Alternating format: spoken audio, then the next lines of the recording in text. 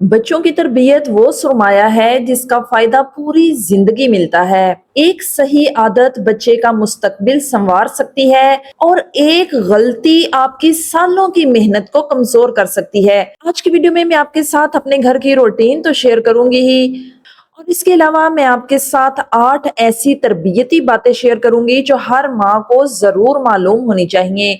ये छोटी छोटी बातें बच्चों को बाअदब, जिम्मेदार और कामयाब बनाने में अहम किरदार अदा करती हैं। तो चलिए ये वीडियो शुरू करते हैं। अस्सलाम वालेकुम एवरीवन। तो जी यहाँ मैं किचन के नैपकिन्स वगैरह धो रही हूँ और साथ साथ हम बात करेंगे अपने टॉपिक पर। तो चलिए शुरू करते हैं। तो जी सबसे पहली और सबसे बुनियादी चीज जो हमें अपने बच्चों को सिखानी है वो है शुक्रगुजारी। आजकल हमारे घरों में सबसे बड़ा मसला क्या है? बच्चों के पास खिलौनों के ढेर हैं, अच्छे से अच्छा खाना है, ब्रांडेड कपड़े हैं, लेकिन इनके चेहरों पर इत्मीनान नहीं है। वो हर वक्त जिद करते हैं, दूसरों के बच्चों की चीजें देखकर मुआवजा करते हैं और जो उनके पास है उसकी कदर ही नहीं करते। हमें अपने बच्चों को सिखाना होगा कि जो मिला है इस पर अल्हम्दुलिल्लाह कैसे कहना है। इसकी शुरुआत आपको रोजमर्रा की छोटी छोटी चीजों से करनी होगी। मिसाल के तौर पर जब आप दस्तरख्वां पर खाना खाने लगे और बच्चा कहे कि मम्मा मुझे ये सब्जी नहीं खानी, मुझे तो बर्गर चाहिए था या चिकन चाहिए था, तो वहां इसे फौरन डांटने या उसकी जिद के आगे झुकने की बजाय प्यार से अपने पास बिठाएं। इसे बताएं कि मेरा प्यारा बेटा, आपको मालूम है कि इस वक्त दुनिया में कितने ही ऐसे बच्चे हैं जिनको रात को सोने के लिए सूखी रोटी का एक टुकड़ा भी नसीब नहीं होता। बच्चों को सिखाएं कि अगर दस्तरख्वां पर रोटी का एक छोटा सा टुकड़ा भी गिर जाए तो इसे उठाकर साफ करके चूमें और कहें कि ये अल्लाह का रिज्क है, इसकी बेअदबी नहीं करते।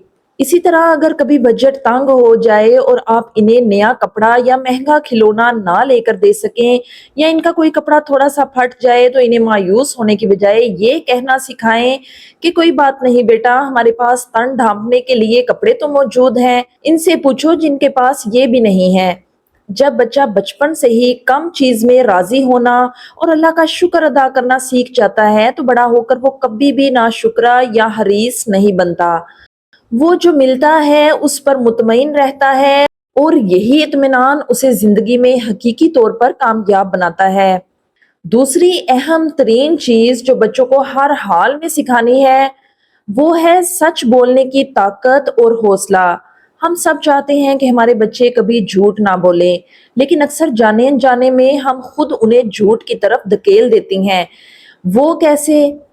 हमारी रोजमर्रा जिंदगी की एक आम सी मिसाल लेते हैं। बच्चा घर में खेल रहा है और अचानक उसके हाथ से आपका कोई पसंदीदा कांच की प्लेट, कोई शो पीस या कोई कीमती चीज गिरकर टूट जाती है। अब बच्चा खौफ से कांप रहा होता है। जैसे ही आप किचन से दौड़ती हुई आती हैं और गुस्से में चिल्लाती हैं, ये किसने तोड़ा?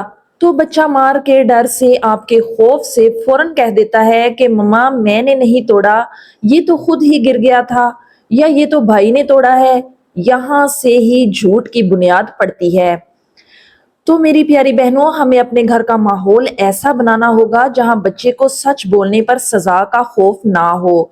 अगली बार जब कोई नुकसान हो तो अपने गुस्से पर काबू पाएं, गहरा सांस लें और बच्चे को अपने करीब करके प्यार से पूछें, बेटा सच बताएं ये कैसे हुआ? अगर आप सच बोलेंगे तो मम्मा आपको बिल्कुल नहीं डांटेंगी। जब बच्चा डरते डरते सच उगल दे कि मम्मा मुझसे गलती से टूट गया, तो खुदा के लिए उस पर हाथ मत उठाइए।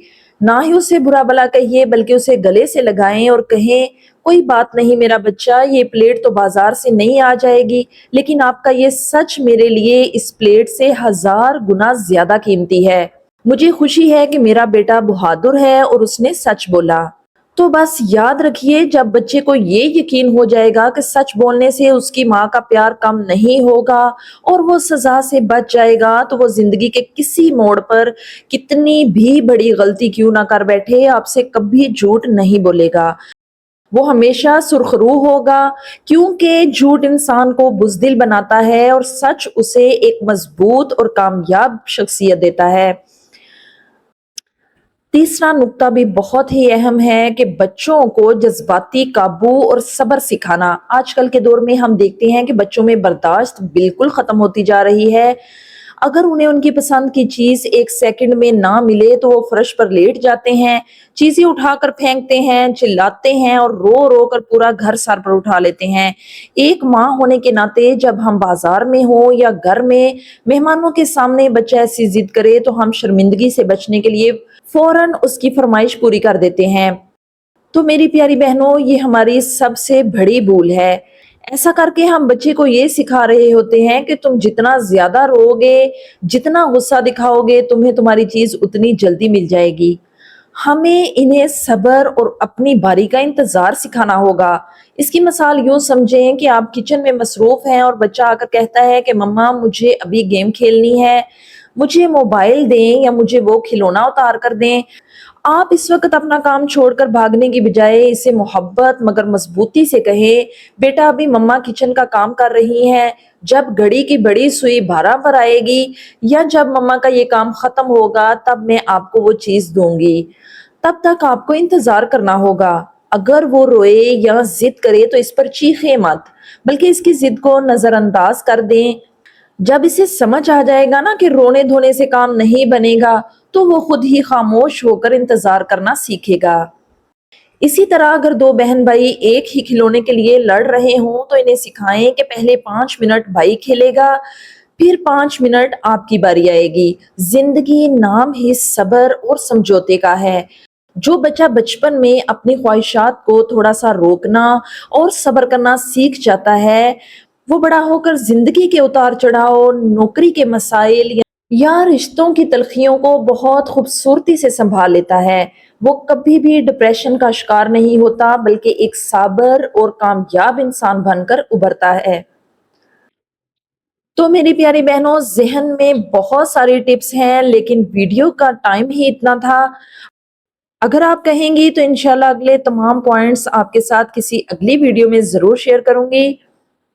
تو یہاں میں صرف یہی کہوں گی کہ یہ وہ باتیں ہیں جو اگر ہم نے اپنے بچوں کو سکھا دیں تو یقین مانیے ہم معاشرے کو ایک فرمانبردار اولاد اور ایک بہترین انسان تحفے میں دیں گی۔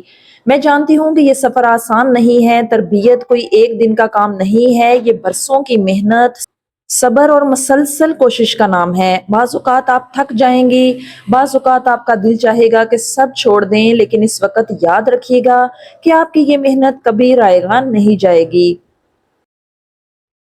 تو اگر ویڈیو اچھی لگی ہو تو ویڈیو کو لائک کریں، اپنی دوستوں کے ساتھ شیئر کریں، اپنا اور اپنے پیاروں کا بہت سا خیال رکھیے گا، مجھے بھی اپنی دعاؤں میں یاد رکھیے گا۔